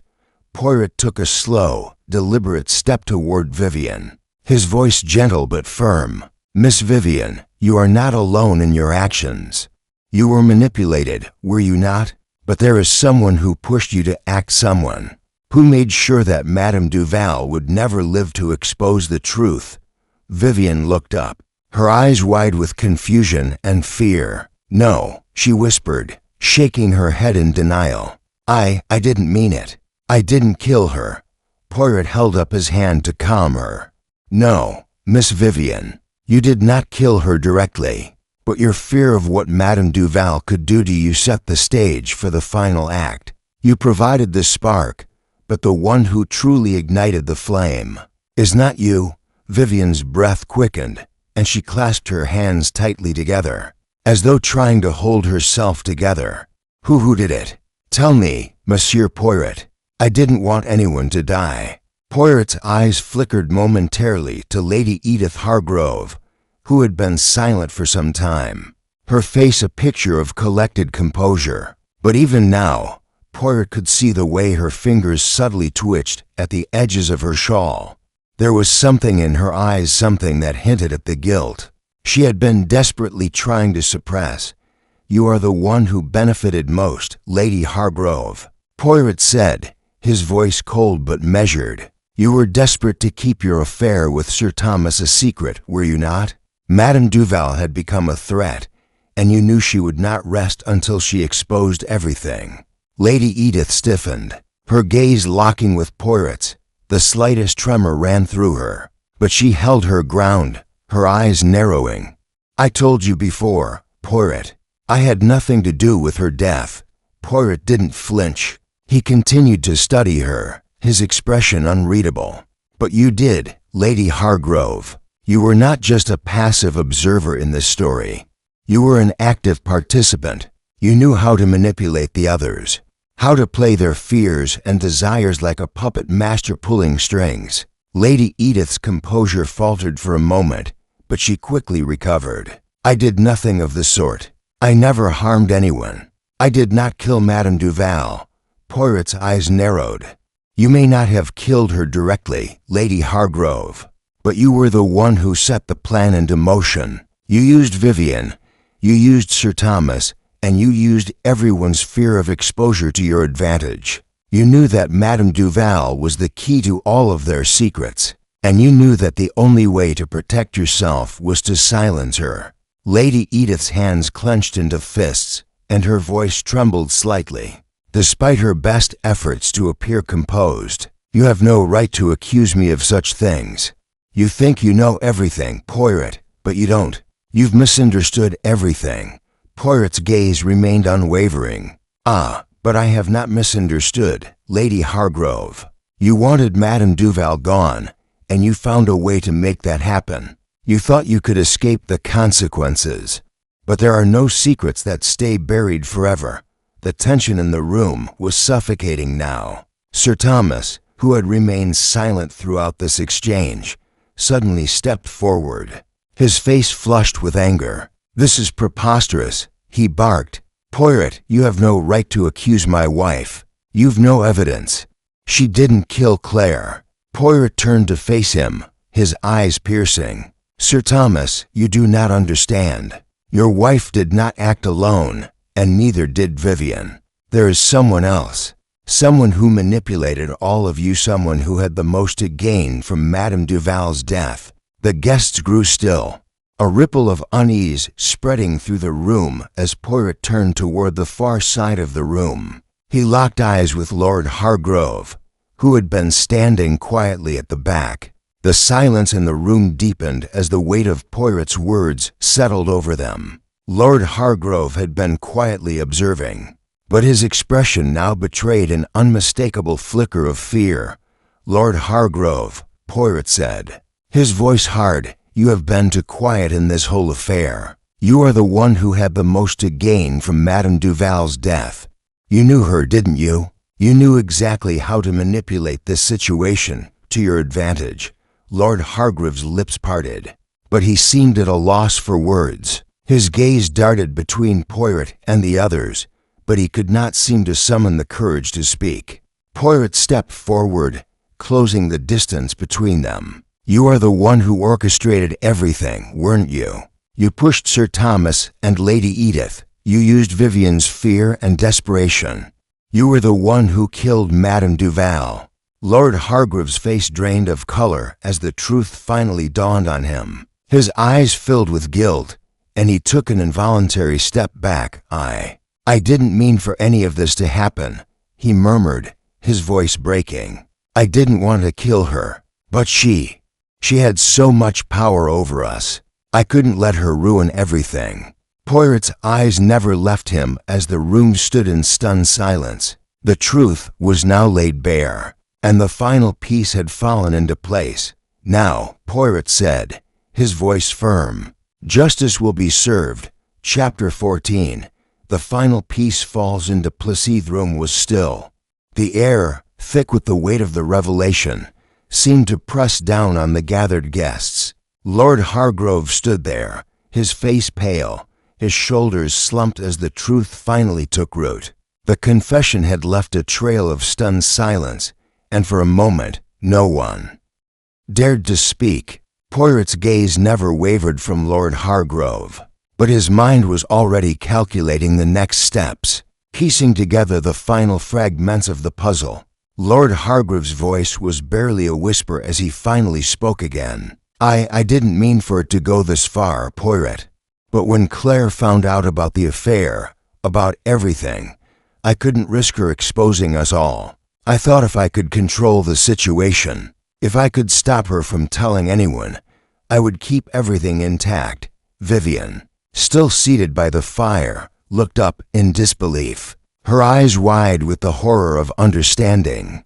You were behind it all?" she whispered. "You pushed me. You told me to act out of fear. You manipulated me, just like you manipulated everyone else." Poirot watched Vivian carefully, his eyes softening with empathy. "Yes, Miss Vivian, but you are not alone in this. Lord Hargrove knew exactly what he was doing when he played on your fears. It was not just the affair he wanted to keep hidden, but his own power over the family, his influence, his wealth. Madame Duval stood in the way of it all." Lord Hargrove took a shaky step forward, his hands trembling. "I never meant to hurt anyone, but she threatened everything I had worked for. I thought if I could just make her disappear." Poirot interrupted sharply. "You did more than make her disappear, Lord Hargrove. You murdered her, and not just for the sake of your secrets. No, you killed her because you could not bear the idea of losing control. You took her life to secure your future, and you used everyone around you to do it." The room seemed to constrict around them as Lord Hargrove's chest heaved with emotion, his eyes darting towards Sir Thomas and Lady Edith. Sir Thomas was standing rigidly by the window, his hands clenched into fists at his sides, while Lady Edith, though composed, had a deep crease in her brow. "You all played a part," Poirot continued, turning his gaze from Lord Hargrove to the others. "Lady Edith, you were the one who knew about the affair, but you also had your own reasons for wanting Madame Duval gone. She was a threat to your standing, to the control you had over Sir Thomas. You feared exposure, but more than that, You feared being overshadowed by Madame Duval's influence. Lady Edith's face tightened at the accusation, but Poirot could see the faintest trace of guilt in her eyes. I never killed her, Lady Edith replied coldly, though her voice betrayed a tremor of unease. But I admit I was afraid of what she could do. I knew too much about her influence over Sir Thomas. She held the reins, and I wanted them back. Poirot nodded slowly, taking in her words. Of course, you were not the one who delivered the fatal blow, but you were complicit in allowing it to happen. You knew enough to steer the situation in the right direction, but not enough to stop it. Lady Edith remained silent, her lips pressed together in an unreadable line. Poirot turned to Vivian next, his voice softening slightly. Miss Vivian, your actions were driven by fear. You were caught in the web, manipulated into playing a part in something you could not fully understand. You did not kill Madame Duval, but you did push her toward a fate she did not deserve. Vivian flinched, tears brimming in her eyes. I didn't want to hurt anyone, she whispered. I just wanted to protect myself. Poirot nodded, acknowledging her pain. Yes, fear is a powerful motivator, Miss Vivian, but it is not the only one. The fear of losing control, of having one's secrets exposed, that is what binds all of you together. And that is why Madame Duval had to die. She was the one who could have unraveled it all. The guests fell silent once more, the weight of Poirot's words hanging heavily in the air. The detective could feel the tension in the room shifting, the final pieces of the mystery beginning to fall into place. But there was still one last thing to be done, one last truth to uncover. Poirot turned to face Sir Thomas, his expression grave. Sir Thomas, you were not just an innocent bystander in all of this. You were an active participant. You wanted your freedom, yes, but you also wanted to protect your own reputation. You knew that Madame Duval was the key to everything, and if she were removed, you could continue your life without fear of exposure. Sir Thomas' face twisted with emotion. His hands clenched tighter. You don't understand. I didn't want this. I didn't want her dead. But I couldn't let her ruin everything. I couldn't let her tear us apart. Poirot's voice softened, but it was firm. No, Sir Thomas, you didn't want her dead, but you allowed it to happen. You allowed your fear, your desire for control, to cloud your judgment. And in the end, it was your weakness that led to her death. The room was still open again. Poirot could see that the truth had finally settled over them all, like a heavy blanket suffocating the room. It was clear now that the web of deceit had been spun by a group of individuals who, out of fear and desperation, had taken the life of a woman who held the power to destroy them all. Poirot stepped back, his voice calm but resolute. And now, the truth is out. It is not just one of you who is guilty, but all of you. The web you wove has unraveled, and justice will be served. The silence in the room was deafening. The truth was no longer hidden. The killer had been exposed, but the cost of that truth was yet to be fully understood. Chapter 15.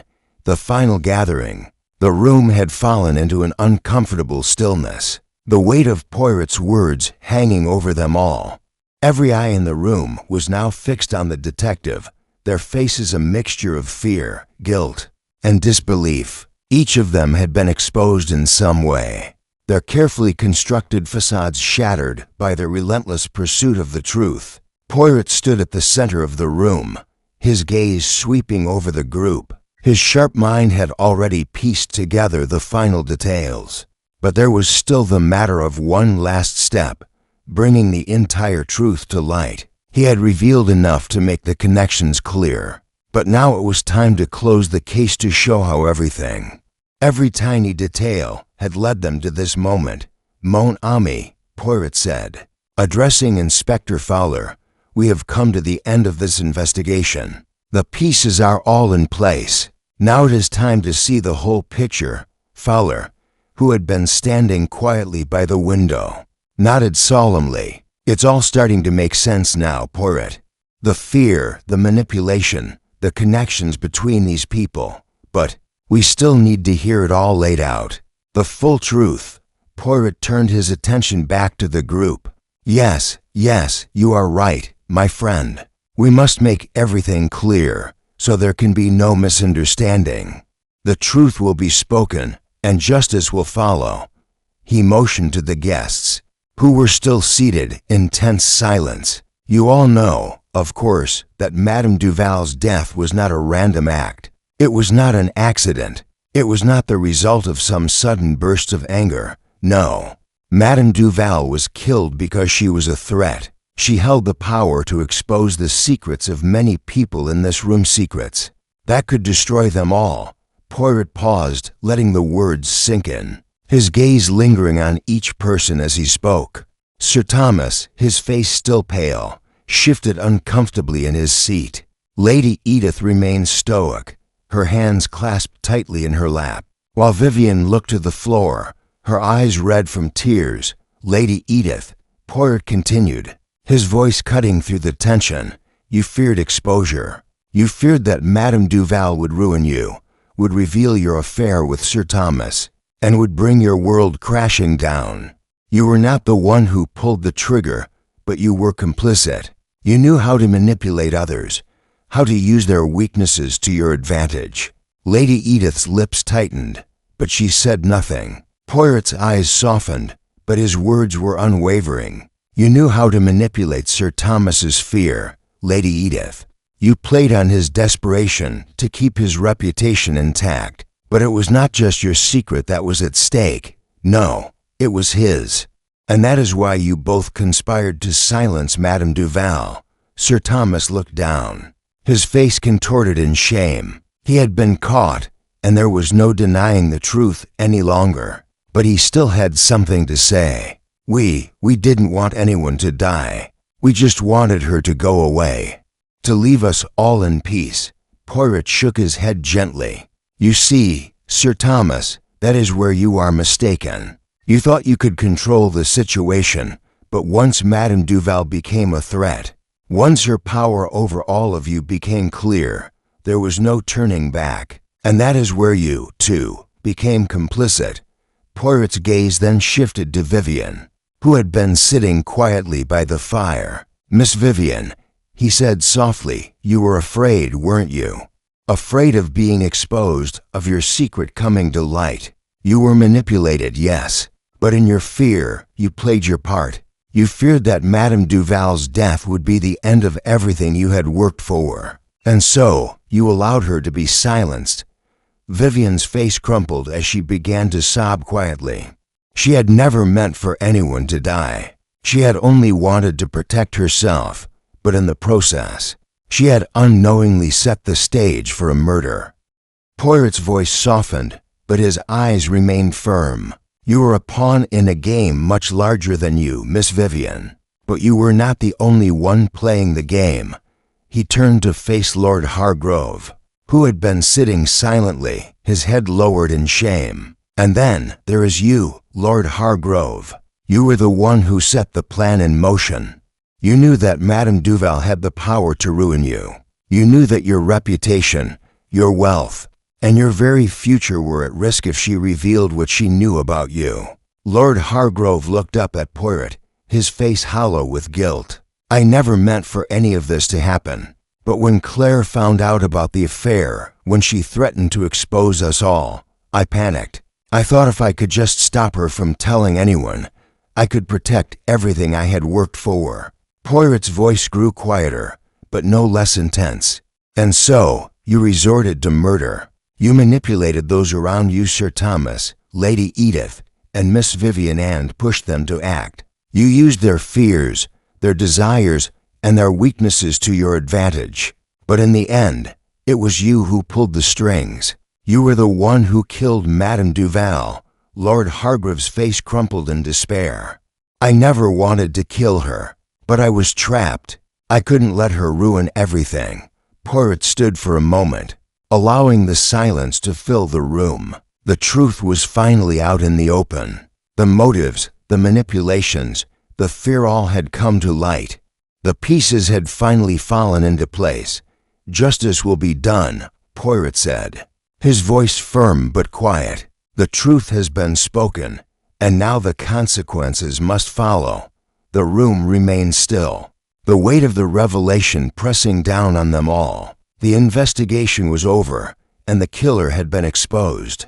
But as Poirot stood in the center of the room, he knew that the consequences of the truth would echo far beyond this night. Chapter 16, The Revealed Room, now suffused with a heavy silence, seemed to hold its breath.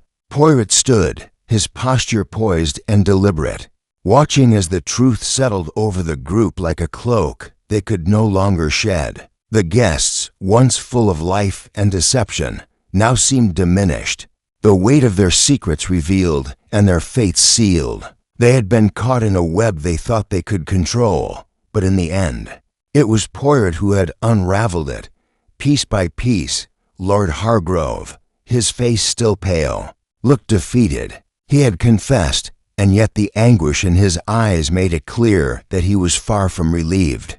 Sir Thomas Duval, standing by the window, was silent, his hands gripping the sill as though searching for something to hold onto. Lady Edith Hargrove, her face etched with tension, looked out of the corner of her eye, trying to maintain her composure, but her trembling hands betrayed her.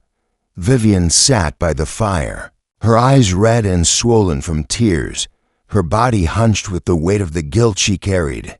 She had not meant for anyone to die, yet she had unknowingly set the stage for it, playing into the hands of those who had orchestrated the tragedy. Poirot's eyes scanned the room, taking in each of their reactions. He had already pieced together the truth, but there was one final task to be done. He needed to show them the full picture, to lay bare the final steps that had led to Madame Duval's death. He cleared his throat and spoke, his voice calm but firm. "I believe it is time we speak of what really happened. You all have played your parts, some more willingly than others, but in the end, the truth is clear." Poirot's eyes focused on Lord Hargrove. "It was you who orchestrated the murder, was it not? You used the others, pushed them into acting out of fear, greed, and desperation. You manipulated Sir Thomas's insecurities, Lady Edith's fear of exposure, and Miss Vivian's terror of being ruined. But in the end, you were the one who took the final step. You killed Madame Duval." Lord Hargrove looked down, his lips pressed tight. His voice barely rose above a whisper. "I never wanted to kill her. I thought if I could just make her leave, just make her stop threatening us, everything would be fine." Poirot shook his head, his voice soft but resolute. "But you were wrong, Lord Hargrove. You were wrong to think that you could control the situation. Madame Duval knew too much. She was the key, and she was a threat. You thought that by silencing her, you could save yourself. But instead, you sealed your fate. The others were silent, their faces masks of disbelief and shame." Poirot turned to Sir Thomas next. "You, Sir Thomas, were not an innocent bystander. You were a willing participant, a man driven by fear. You feared what Madame Duval would expose about your affair with Lady Edith, and you feared losing your reputation. You let Lord Hargrove manipulate you, and together, you sealed Madame Duval's fate." Sir Thomas flinched at Poirot's words, but he said nothing. His guilt was written all over his face, and Poirot knew that there was no point in continuing to press him. The truth was out, and Sir Thomas knew it.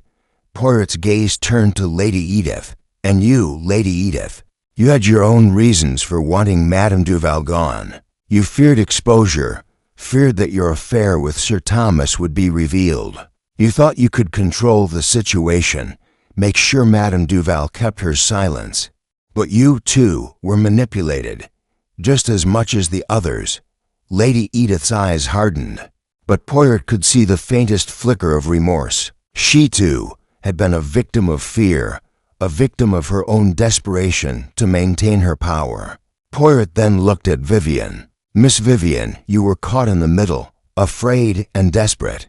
You were manipulated into thinking that if Madame Duval's secret came to light, you would lose everything. You were pushed into the role of an unwilling accomplice, and in your fear, you allowed yourself to become part of this tragedy.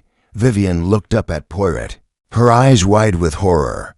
I never wanted this. I never meant for anyone to die. I only wanted to protect myself. Poirot nodded, his expression softening. I believe you, Miss Vivian. But in the end, it was your fear that led you to make the wrong choices. You played your part, even if you did not fully understand the consequences of your actions. The room remained silent, each guest seemingly lost in their own thoughts, their own guilt. Poirot turned to the inspector, who had been standing quietly by the door. His eyes filled with the weight of what had just been revealed. Inspector, Poirot said, I trust that you will take the necessary steps to ensure that justice is done. Fowler nodded slowly. Yes, Poirot. I'll make sure the proper authorities handle the rest. But I still can't believe it. You've unraveled it all, haven't you? All of them were involved. Poirot nodded. Yes, mon ami. They all played their parts in this tragic tale. But in the end, it was fear, greed, and the desire to control that led to Madame Duval's death. The room seemed to breathe a collective sigh as the truth settled in. Poirot had done what he set out to do. He had exposed the truth. And now, the pieces of the puzzle were finally put together. The mystery had been solved. But as Poirot stood in the center of the room, watching the faces of those who had once seemed so assured, so composed, he couldn't help but feel the heavy weight of what had been lost, the lives that had been torn apart, the secrets that had been buried, and the lies that had been told. All had led to this moment. The truth had come to light, but it came at a cost, and as Poirot looked at the guests, he knew that nothing would ever be the same again. Chapter 17, Outcome and Justice. If tension in the room was almost unbearable as the guests slowly absorbed the gravity of the situation. Their faces, once so composed, were now etched with guilt, fear, and disbelief. Some looked away, unable to meet Poirot's gaze, while others fidgeted in their seats, their eyes darting nervously round the room. The silence stretched on, thick and heavy. Poirot stood at the center, his hands clasped behind his back, his expression as calm as ever. He had done what he had come to do. He had revealed the truth, the intricate web of lies, the hidden motives, the manipulation. It was all laid bare. Madame Duval, a woman of power and influence, had been silenced, but not by a random accident or an impulsive act. No, her death had been the result of careful plotting, of calculated fear, and of the desperate need to protect secrets too dangerous to expose. Inspector, Poirot said, turning to Fowler, his voice steady but resolute, I believe it is time to take the necessary steps to ensure that justice is done. Fowler nodded grimly, though his eyes were still heavy with the weight of the truth. He had known deep down that something was wrong, that the case was not as straightforward as it seemed. But now, with the truth before him, he found himself struggling to reconcile the people he had known with the dark secrets they had hidden. Of course, Poirot, the inspector said quietly, I will make sure that the authorities handle it from here. But I still can't believe how everything unfolded. You've uncovered it all, the lies, the manipulation, the fear. It's hard to accept that the people who seemed so innocent, so respectable, could be capable of such things. Poirot smiled gently, his eyes softening with understanding. It is always difficult, Inspector. We prefer to believe in the good in others, to see them as we want them to be, not as they truly are. But the truth does not change, no matter how difficult it may be to accept. The inspector sighed, glancing over at the guests. Sir Thomas, standing near the window, had not said a word since Poirot's revelations. His face was drawn, his eyes hollow with the weight of the truth. Lady Edith sat stiffly, her hands clenched tightly in her lap, her face pale and strained. Vivian, still by the fire, looked as though the very ground might swallow her whole. Her eyes filled with regret.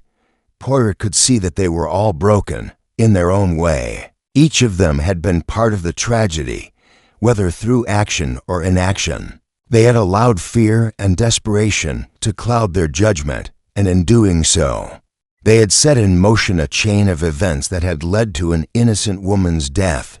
It is clear, Inspector, Poirot continued, that these people, though not all equally responsible, share a part in this tragedy. They were all complicit, in one way or another. The guests stirred slightly at Poirot's words, but none spoke. They knew it was true.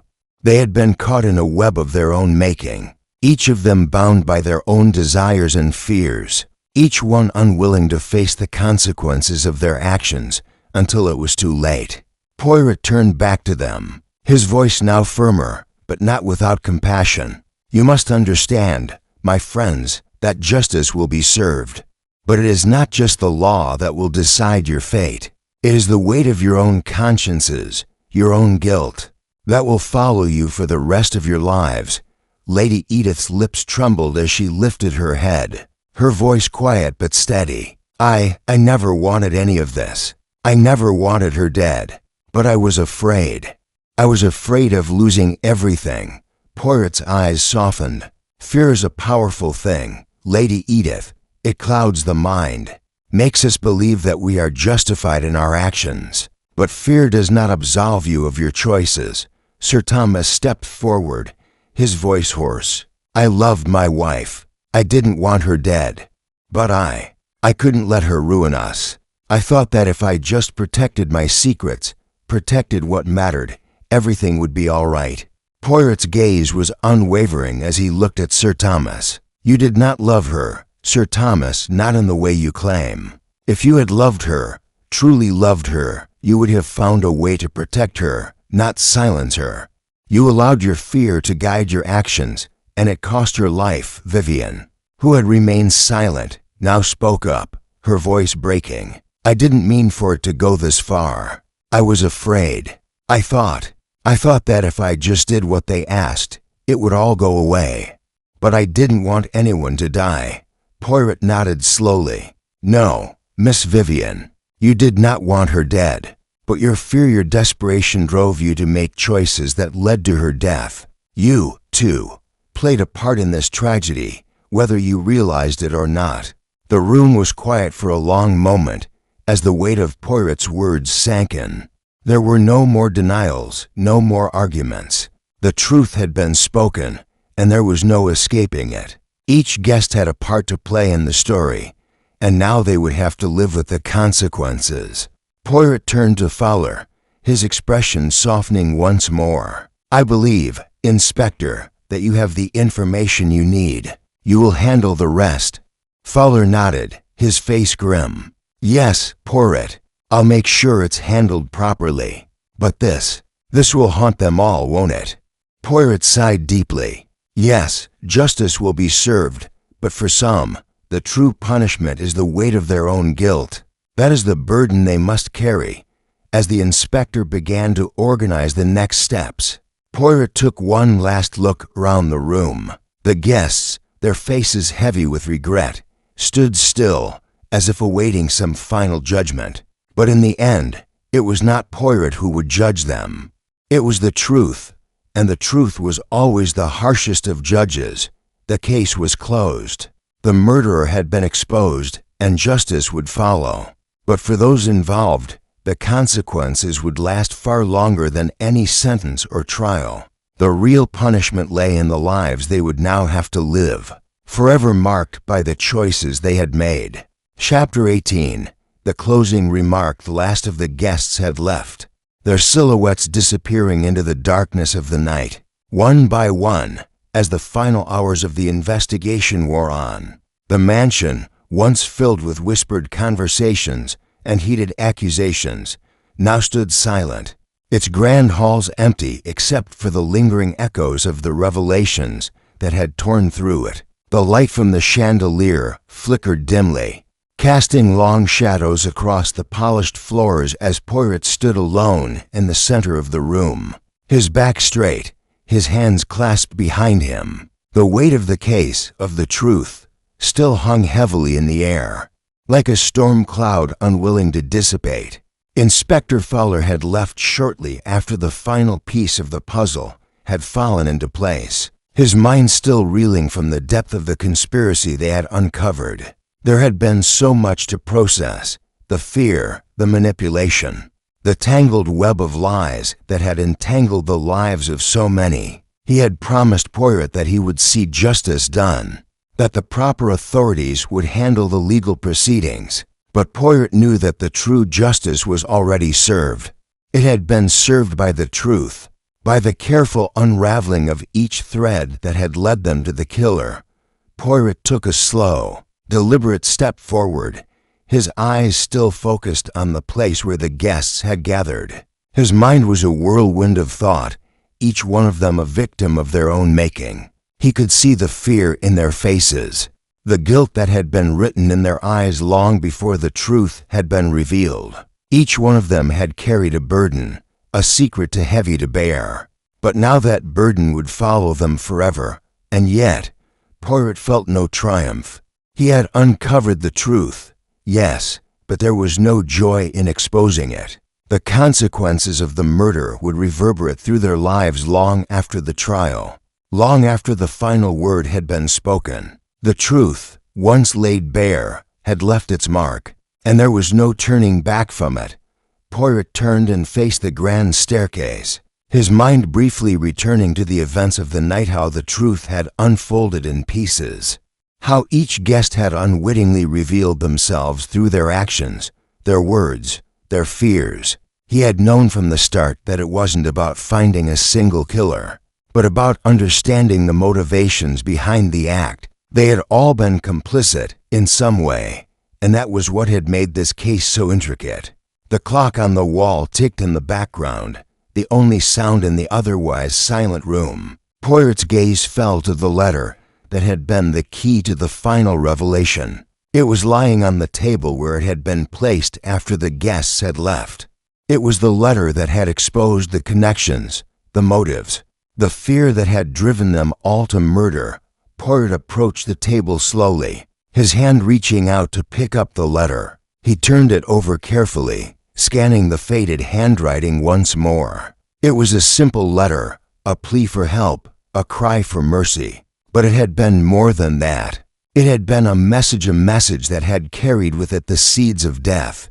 The letter had been Madame Duval's final act, her attempt to protect herself, to warn someone, anyone, of the danger she was in.